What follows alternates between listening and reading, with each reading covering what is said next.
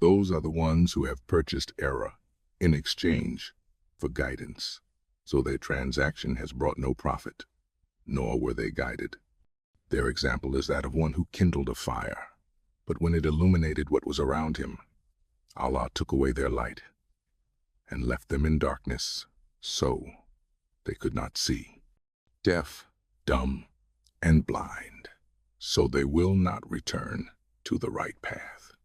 Or it is like a rainstorm from the sky within which is darkness, thunder, and lightning.